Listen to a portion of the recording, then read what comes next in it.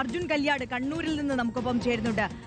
അർജുൻ, ഇനി വരാൻ പോകുന്ന ഈ നിയമസഭാ തെരഞ്ഞെടുപ്പിൽ എല്ലാവരും ആകാംക്ഷയോടെ ഉറ്റുനോക്കുന്ന ഒരു മണ്ഡലമായി പേരാവൂർ മാറുന്നു എന്നുള്ളതാണ്. പേരാവൂരിൽ പൂരാവേശത്തിലേക്ക് കടക്കുകയാണ്. സണ്ണി ജോസഫിനെതിരെ കെ ശൈലജ വരുന്നു. അത്തരത്തിൽ UDFന്റെ ഒരു ഉറച്ച കോട്ടയിൽ കെ ശൈലജയെ പോലെ ഒരു കരുത്തുറ്റ സ്ഥാനാർത്ഥി വേണമെന്നുള്ള ഒരു നിഗമനത്തിലേക്കാണ് പാർട്ടി എത്തിയിരിക്കുന്നത്. അതേസമയം ഇനി തളിപ്പറമ്പിലേക്ക് എത്തിയാൽ PK ശ്യാമളയുടെ പേര് അത് ഏത് തരത്തിൽ ചർച്ചയായി? താഴേക്കിടയിലൊക്കെയുള്ള അണികൾക്കും പ്രവർത്തകർക്കും ഒക്കെ വലിയ അസ്വാരസ്യമുണ്ടായിരുന്നു ആ പേരിൽ. പക്ഷേ അതൊന്നും വകവെക്കാതെ ആ പേര് ഉറപ്പിക്കുകയാണ് നേതൃത്വം. അപ്പോൾ ഈ വരാൻ പോകുന്ന തെരഞ്ഞെടുപ്പിൽ താഴേക്കിടയിലുള്ള പ്രവർത്തകരുടെയൊക്കെ വൈകാരിക തലങ്ങൾ കൂടി പരിശോധിക്കാതെ അല്ലെങ്കിൽ അത്തരത്തിലുള്ള വിമർശനങ്ങളൊന്നും വകവയ്ക്കാതെ മുന്നോട്ട് പോയാലും തളിപ്പറമ്പ് പിടിക്കാൻ കഴിയുമെന്നുള്ള ആത്മവിശ്വാസമാണോ CPM-നുള്ളത്? ആര്യ, തീർച്ചയായിട്ടും അത്തരം ഒരു ധാരണയിൽ തന്നെയാണ് CPM-ന്റെ സംസ്ഥാന സെക്രട്ടേറിയറ്റ് PK ശ്യാമളയെ തളിപ്പറമ്പിൽ മത്സരിപ്പിക്കാനുള്ള തീരുമാനമെടുത്തത് എന്ന് വേണം നമുക്ക് ഈ ഘട്ടത്തിൽ മനസ്സിലാക്കാൻ. നേരത്തെ തന്നെ തളിപ്പറമ്പ് നിയോജക മണ്ഡലം CPIM-ന്റെ LDF-ന്റെ ഒരു കുത്തക സീറ്റാണ് എന്ന ധാരണ CPM-ലെ നേതാക്കൾക്കെല്ലാം ഉള്ളതാണ്. കാരണം 2016-ൽ ജെയിംസ് മാത്യു മത്സരിക്കുമ്പോൾ 40,000-ലധികം വോട്ടിന് മത്സരിച്ച് ജയിച്ച ഒരു മണ്ഡലമാണ്. MV ഗോവിന്ദൻ 2021-ൽ മത്സരിക്കുമ്പോൾ 20,000-ലധികം വോട്ടിന് ജയിച്ച മണ്ഡലമാണ്.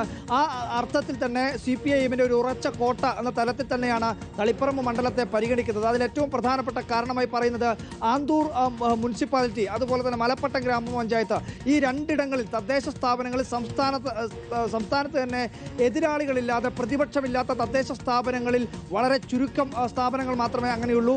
അതിൽ 2 എണ്ണം ഈ പറയുന്ന തളിപ്പറമ്പ് നിയോജക മണ്ഡലത്തിലാണ്. അതുകൊണ്ട് തന്നെ പാർട്ടിയുടെ ഒരു ഉറച്ച കോട്ട എന്ന രീതിയിൽ തന്നെയാണ് കാണുന്നത്. പക്ഷേ അവിടെ ഒരു നേതാവിനെ പരിഗണിക്കുമ്പോൾ സ്വാഭാവികമായും ജില്ലയിൽ നിരവധിയായിട്ടുള്ള കേന്ദ്ര കമ്മിറ്റി അംഗങ്ങളുണ്ട്, സംസ്ഥാന സെക്രട്ടേറിയറ്റ് അംഗങ്ങളുണ്ട്, സംസ്ഥാന കമ്മിറ്റി അംഗങ്ങളുണ്ട്, ജില്ലാ സെക്രട്ടേറിയറ്റ് അംഗങ്ങളുണ്ട്.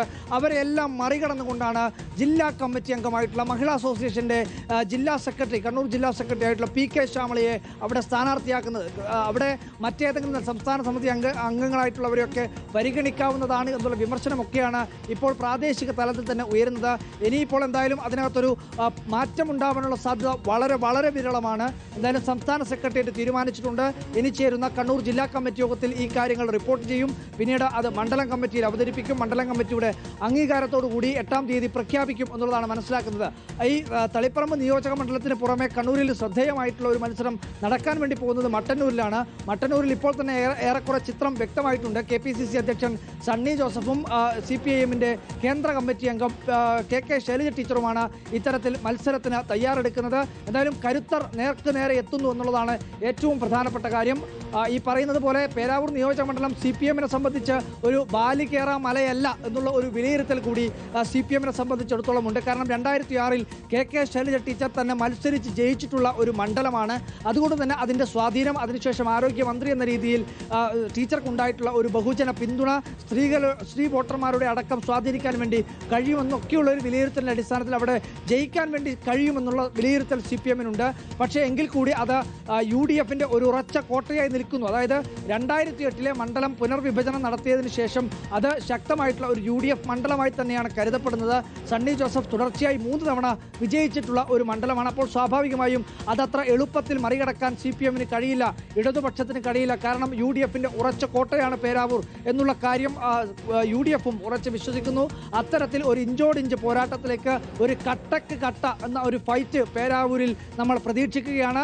2 കരുത്തർ, 2 പ്രധാനികൾ, 2 പ്രമുഖർ ഒക്കെ നേർക്കുനേർ പോരാട്ടത്തിന് ഇറങ്ങുന്ന ഒരു ക്ലാസിക് പോരാട്ടത്തിന് പേരാവൂർ നിയോജക മണ്ഡലം വേദിയായി മാറുകയാണ്. എന്തായാലും CPM-ന്റെ സ്ഥാനാർത്ഥി പ്രഖ്യാപനം 8-ാം തീയതിയാണ് വരാനിരിക്കുന്നത്. അതിനുശേഷം മാത്രമായിരിക്കും തെരഞ്ഞെടുപ്പ് പ്രചരണ പ്രവർത്തനങ്ങളിലേക്ക് ഉൾപ്പെടെ ഈ സ്ഥാനാർത്ഥികൾ കടക്കുക എന്നുള്ളതാണ്. എന്തായാലും LDF-ന്റെ സ്ഥാനാർത്ഥി ചിത്രം കണ്ണൂർ ജില്ലയിൽ ഏറെക്കുറെ വ്യക്തമായിട്ടുണ്ട്. പയ്യന്നൂരിൽ TI Madhusoodanan, കല്യാശ്ശേരിയിൽ M Vijin, തളിപ്പറമ്പിൽ PK Shyamala, Azhikode KV Sumesh, കണ്ണൂരിൽ കടന്നപ്പള്ളി രാമചന്ദ്രൻ, കൂത്തുപറമ്പിൽ KP മോഹനൻ, ധർമ്മടത്ത് പിണറായി വിജയൻ, തലശ്ശേരിയിൽ കാരായി രാജൻ, മട്ടന്നൂരിൽ VK സനോജ്, ഇരിക്കൂറിൽ കേരള കോൺഗ്രസ് എമ്മിൻ്റെ സീറ്റാണ് സജി കുറ്റാനിമറ്റം എന്ന രീതിയിലാണ് ഈ പറയുന്ന 11 മണ്ഡലങ്ങളിലെയും സ്ഥാനാർത്ഥികളുടെ ചിത്രം ഏറെക്കുറെ വ്യക്തമാവുന്നത്. അതിന് ഈ പറയുന്ന CPIM-ന്റെ സ്ഥാനാർത്ഥികൾക്ക് ഇന്നിപ്പോൾ ചേർന്ന CPM സംസ്ഥാന സെക്രട്ടേറിയറ്റ് അംഗീകാരം നൽകിയിരിക്കുകയാണ്.